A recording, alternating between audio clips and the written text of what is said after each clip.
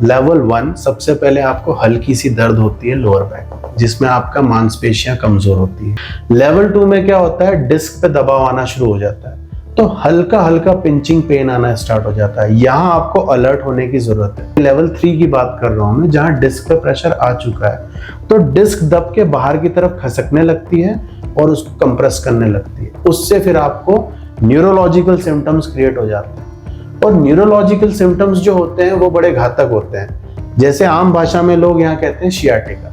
तो अगर आपको लोअर बैक में या पैरों में सुई चुभने जैसी पेन आ रही है, चींटियों के चलने जैसा दर्द हो रहा है, लगातार दर्द बनी हुई है, आप बैठ नहीं पा रहे, उठ नहीं पा रहे, आपके कूल्हों में दर्द है, जांघों में दर्द है, पिंडलियों में दर्द है, टिंगलिंग सेंसेशन हो रहे हैं, झंझनाहट आ रही है, तो आप समझ जाओ आप बहुत बुरी कंडीशन में आ चुके हो। मैं इस बात को ऑन रिकॉर्ड कहता हूँ, पेन किलर खाने से आपकी प्रॉब्लम लाइफ में कभी सॉल्व हो ही नहीं सकती। अगर आपकी सबसे ज़्यादा सिटिंग जॉब है, आप अगर शॉपकीपर है, अगर आप ऑफिस में हैं, या फिर आप कुछ भी काम बैठकर करते हैं, ज़्यादातर कंप्यूटर के आगे करते हैं, दूसरा करते हैं, और जैसे ही आप खड़े होते होंगे तो आपके पीठ में बहुत ज़्यादा दर्द होता है। और ये दर्द क्यों होता है और किस लिए होता है और इसके क्या कारण है, ये जानने के लिए हम पहुँचे हैं डॉक्टर फिजियो कुशल तिवारी जी के पास में। जी नमस्कार। नमस्कार हिमाचल। तिवारी जी, सबसे पहले तो हम आपसे यही जानना चाहेंगे कि ये क्या दिक्कत है। वैसे हर दूसरा बंदा बहुत ज्यादा परेशान है, और जब भी वो उठता है या कुछ भी बेड से भी उठता है ना, तब भी उसको बहुत ज्यादा दर्द होती है। जी पहले हमने स्टार टुडे की तरफ से पहले भी सर्वाइकल के ऊपर इनिशिएटिव लिया गया था, तो उसमें भी मैंने कहा था लाइन ऑफ ग्रेविटी। तो इसी तरह लोअर बैक में लाइन ऑफ ग्रेविटी जो होती है हमारे पूरे स्पाइन पे काम करती है, सर्वाइकल से लेके नीचे हिप तक।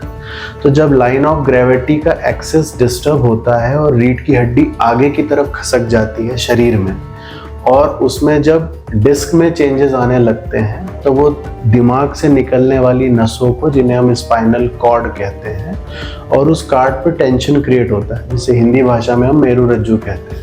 तो जब उस पे दबाव पड़ता है तो पेन आना स्टार्ट हो जाता है। तो रीढ़ की हड्डी का जब पोस्चर चेंज होता है, सामान्य भाषा में कहा जाए, जब रीढ़ की हड्डी का पोस्चर सामने की तरफ या साइड वाइड या फ्लैट मतलब सीधी हो जाए, तब इस तरह की कंडीशन में आपको पेन आना स्टार्ट होता है। जैसे मैं कंप्यूटर के आगे बैठता हूँ जी, और मेरा यही होता है, जब पोस्चर जैसे मैं अभी बैठा हूँ जी, और मैं कंप्यूटर पे काम करते रहता हूँ, जी, तो यानी कि मुझे क्या यानी कि करना चाहिए और कैसे इसको दर्द को ठीक कर सकते हैं या अवॉइड कर सकते हैं? अवॉइड कर सकते। ओके, एक्चुअली सर होता क्या है, जब भी हम लॉन्ग सिटिंग करते हैं तो एक लोअर बैक एक ऐसा पार्ट है जिसपे ग्रेविटी फोर्स जो होता है, जो गुरुत्वाकर्षण बल है, जो 24 घंटे लगातार काम करता रहता है हमारी बॉडी पे। और जो हमारी लाइन ऑफ ग्रेविटी है वो रीढ़ की हड्डी से होकर निकलती है, जो कि लंबर एरिया और सर्वाइकल से जाती है।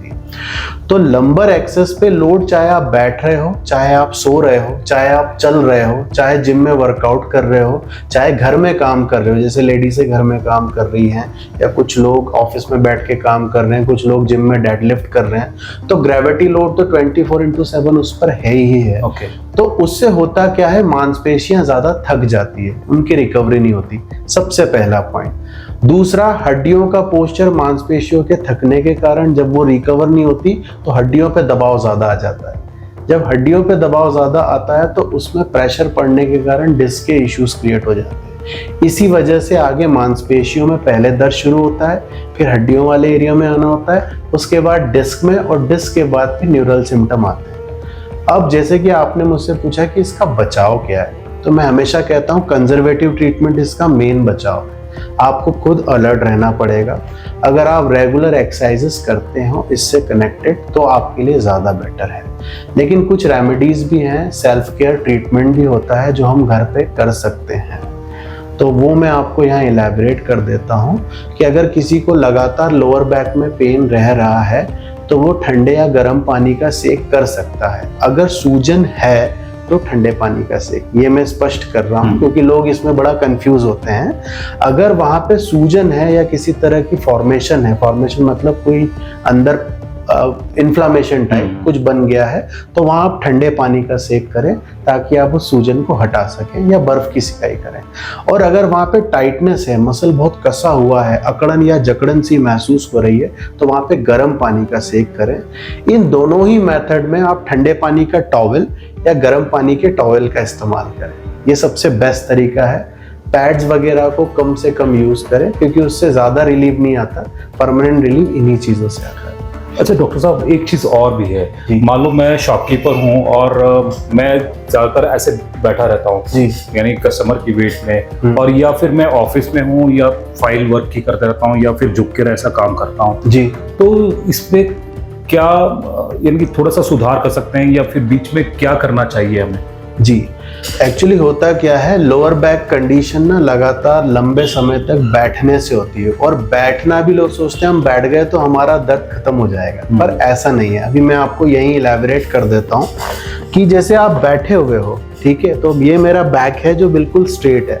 अगर मुझे काम करना है तो मैं इस तरह झुक के करता हूँ, तो जब मैं झुक के काम करता हूँ मेरी एल्बो को सपोर्ट पे ले लेता हूँ, तो मेरा पूरा प्रेशर मेरे शोल्डर्स पे आ जाता है, ना कि मेरा लोअर बैक वेट ले रहा होता है। बेसिकली वो आर्च क्रिएट कर लेता है, तो जो रीढ़ की हड्डी के दोनों हिस्से हैं वो आर्च में बने होते हैं। और ऐसा आप लगातार 8-10 सालों से कर रहे हो, इवन बचपन से कर रहे हो। जब आप स्कूल में होते हो तब भी वैसे बैठते हो, घर में भी इसी तरह बैठते हो, ऑफिस में भी ऐसे बैठते हो, तो 8 या 10 साल के प्रोसेस में आपका पूरा पोस्चर चेंज हो जाता है और वहाँ पेन आने लगता है।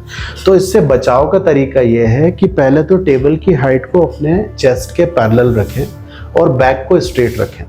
लोअर बैक में अगर आपको पेन आ रहा है या आपका पोस्चर सही नहीं रह रहा तो पिलो पीछे रखें और बैक को सपोर्टेड रखें, और टेबल को जितना क्लोज करके यूज करेंगे उतना आपके लिए बेटर होगा। प्लस ज्यादातर लोग ये समझते हैं कि सिर्फ लोअर बैक को करेक्ट कर लिया तो प्रॉब्लम सॉल्व हो गई, लेकिन जब आप बैठते हो, अगर आप अपने पैरों को सीधा करके देखोगे बैठते वक्त, चेयर पे बैठते वक्त, तो आपको हैमस्ट्रिंग में रिलैक्स फील होगा। जब आप 90 डिग्री बेंड करोगे नी को, तब भी हैमस्ट्रिंग में रिलैक्स फील होगा। चेयर के अंदर की तरफ दोनों पैरों को मोड़ लोगे तब भी आपको लोअर बैक में रिलीफ फील होगा। तो हैमस्ट्रिंग का लोअर बैक से बहुत बड़ा रोल है। हैमस्ट्रिंग मतलब थाई के जांग के पीछे का हिस्सा जो कूल्हे और जांग से जुड़ा होता है, यही चीज लोअर बैक से बहुत हाईली कनेक्टेड होती है। तो ज्यादातर लोग ये समझ नहीं पाते। तो आपके लेग्स की मूवमेंट लगातार आपको करते रहनी है, 30 मिनट से ज्यादा एक पोजीशन में आपको बैठना नहीं है। और लोअर बैक में जब आप बैठते हैं तो चेयर में ऐसे साइड में सपोर्ट लेके टेढ़ा होके बैठ जाते हैं। इस तरह मैं बता देता हूँ कि वो इस तरह से ऐसे सपोर्ट लेके या जो साइड के ऊपर लगा होता है उसके ऊपर ऐसे लेके बैठ जाते हैं। तो इस पोजीशन में भी आपकी जो रीढ़ की हड्डी का जो एक्सेस है वो साइड में ऐसे टर्न कर जाता है। ओके। तो कोशिश करें कि उसको स्ट्रेट रखें, बॉडी को स्ट्रेट रखें। अगर आपको पेन आ रहा है तो साइड में टेढ़ा होके ना बैठें। 2-4 मिनट के लिए कोई बैठ रहा है तो हार्म नहीं करेगा। जैसे मैंने देखा वो शॉपकीपर्स थे या पुराने लाले थे, वो राजा महाराजाओं की तरह ऐसे गद्दी लगा के बैठ जाते थे। तो बुढ़ापे में दिक्कत भी वैसी आती थी। और फिर एक कॉमन वर्ड्स यहाँ पे क्रिएट हो जाते हैं कि शियाटिका हो गया है जी, मुझे पेन आ रही है, टिंगलिंग हो रही है। तो ये उसी का रीजन है। और ज्यादातर लोग समझते हैं कि लोअर बैक की प्रॉब्लम जब दर्द शुरू हुआ तभी से शुरू हुई। ऐसा नहीं होता है। जब आप 8 या 10 साल अपने पोस्चर पे ध्यान नहीं देते हो, अपने काम में इतने इन्वॉल्व होते हो कि आप एक्सरसाइजेस नहीं कर रहे हो, पोस्चर पे ध्यान नहीं दे रहे हो, तब जब मैंने जो लेवल बताया कि सबसे पहले मसल्स पे आएगा, in the level 1 it's the reducing the strength of muscle, muscle की स्ट्रेंथ कम हो जाएगी। सेकंड आता है बोन के ऊपर, मसल स्ट्रेंथ चली गई तो बोन्स लोड लेना शुरू कर देगी, तो दबाव पड़ेगा सॉफ्ट टिश्यू पे, तो सेकंड वो वहां जनरेट हो गया बोन के ऊपर। थर्ड आ जाएगा आपका डिस्क, जब बोन और मसल दोनों थक गए तो फिर डिस्क प्रेशर लेना शुरू करेगी। अब डिस्क में इतनी ताकत नहीं है जितनी मसल और बोन में है, तो वो तो कंप्रेस होगी और पीछे जो आपकी स्पाइनल कॉलम है उस पर प्रेशर डाल देगी और स्पाइनल कॉर्ड कंप्रेस होगी तो आपको शियाटिका पेन आना स्टार्ट हो जाएगा।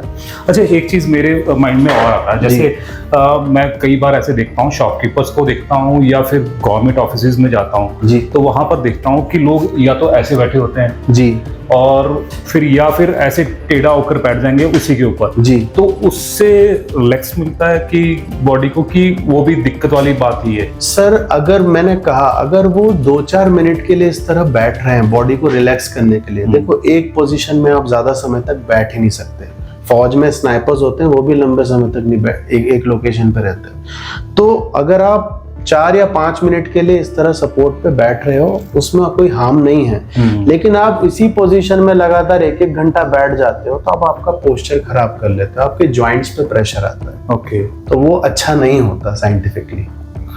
अच्छा, अब ये तो हो गई बात कि कई बार ऐसे होता है कि पेन आनी शुरू हो जाती है जी, तो वो सीधा या तो केमिस्ट के पास जाता है और जी। पेन किलर लेता है और पेन किलर खाना शुरू कर देता है जी। क्योंकि उसको रिलैक्सेशन उससे मिल जाती है। वो ऐसे करता है कि हाँ अब मैं ठीक हो गया। तो क्या वो ठीक हो जाता है दवाई खाने से? जी नहीं, मैं इस बात को ऑन रिकॉर्ड कहता हूँ, पेन किलर खाने से आपकी प्रॉब्लम लाइफ में कभी सॉल्व हो ही नहीं सकती। ये ऑन रिकॉर्ड कह रहा हूँ।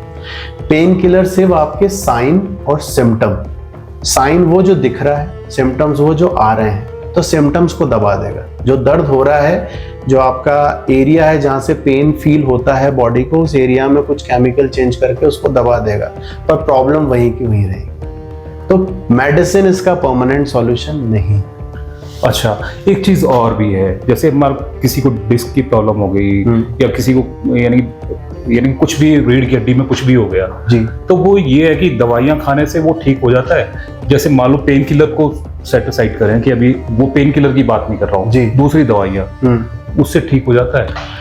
कुछ हद तक स्पोर्ट्स न्यूट्रिशन टैबलेट्स मिलती हैं मार्केट में, पर वो न्यूट्रिशन टैबलेट है। अब इस बात को मैं थोड़ा डेप्थ में जाके समझाना चाहूँगा 1-2 मिनट के अंदर, कि बॉडी में किसी भी चीज़ की रिकवरी करती है ब्लड, तो आपको कोई भी चीज़ ब्लड के थ्रू जाएगी। अब इस कॉन्सेप्ट को बड़ी आसानी से समझना कि बॉडी में आपको ऑक्सीजन पहुंचानी है तो ब्लड आएगा, बॉडी में गैसेस होती हैं, बॉडी में न्यूट्रिशन होता है, बॉडी में प्लाज्मा होता है, बॉडी में प्रोटीन होता है, विटामिन होता है, ये सब ब्लड के थ्रू कन्वे करता है।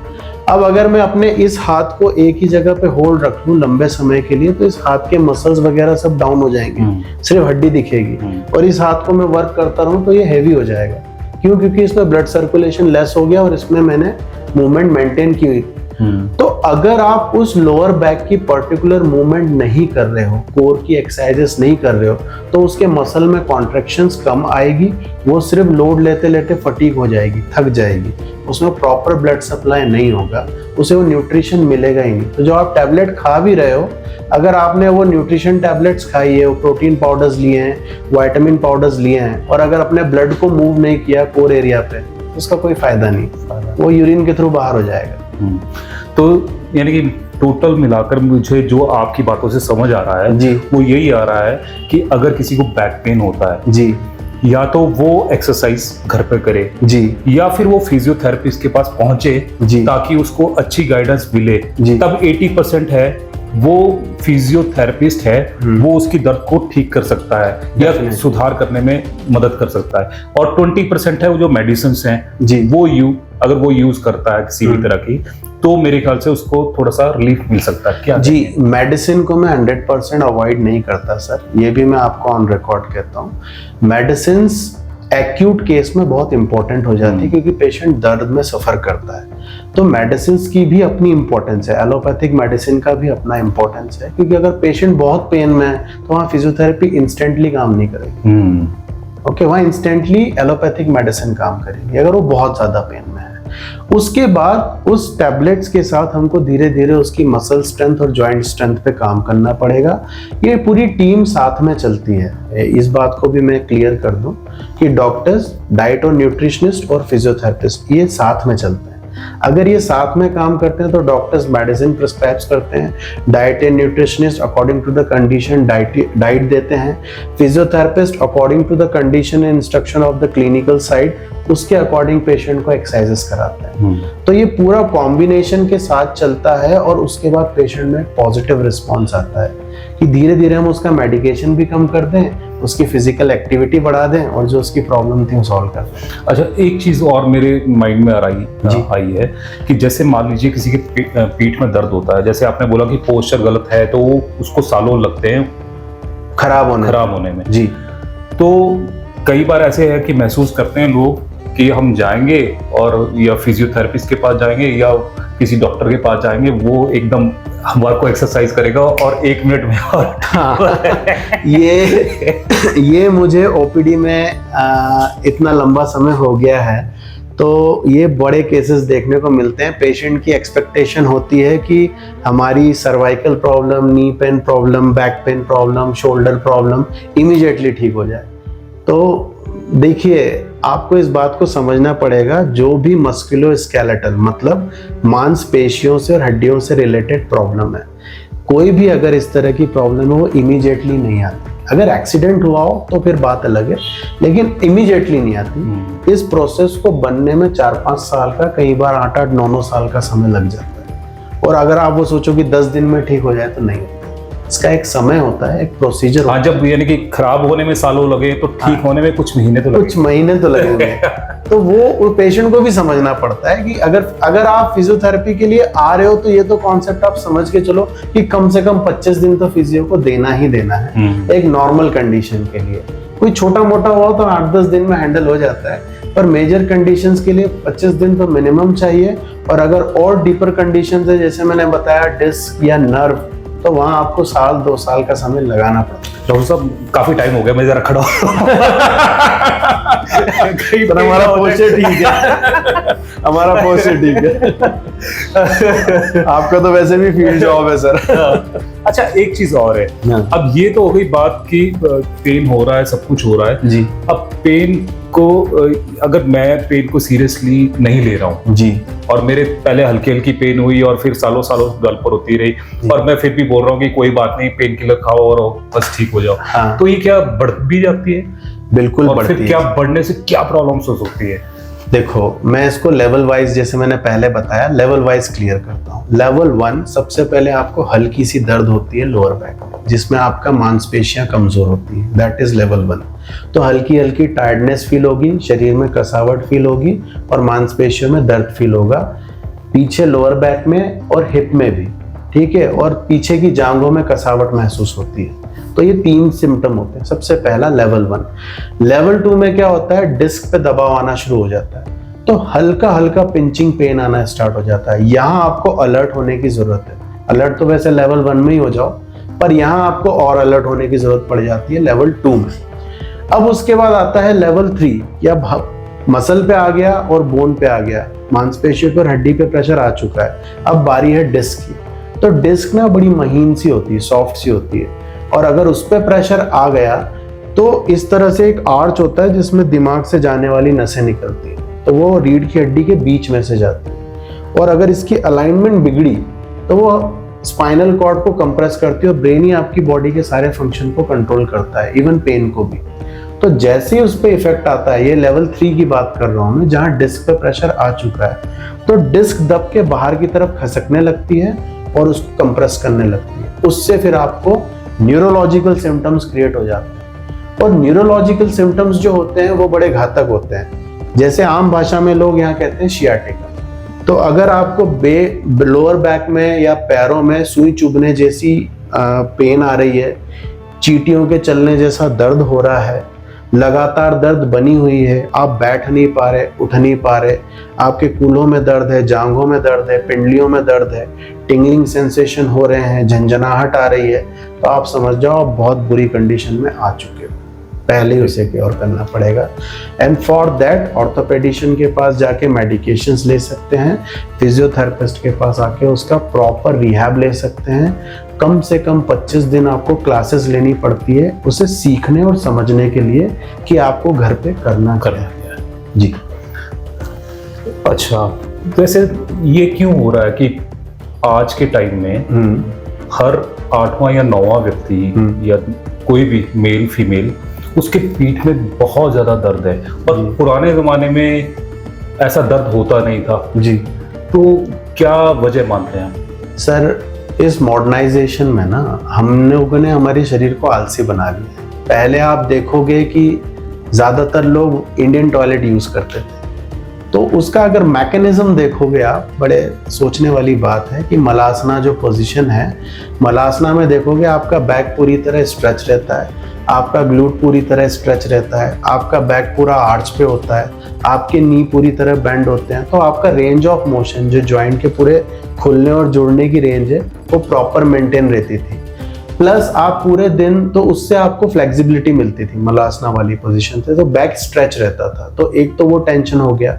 दूसरा, आप फिजिकल एक्टिविटी ज्यादा करते थे पहले, आजकल लोगों ने फिजिकल एक्टिविटी कम कर दी है। चलने के लिए व्हीकल्स हैं, कार है, घर में बैठने के लिए बढ़िया सा सोफा लगा रखा है, टीवी है, एसेसरीज हैं। सबसे बड़ी problem this the mobile phones.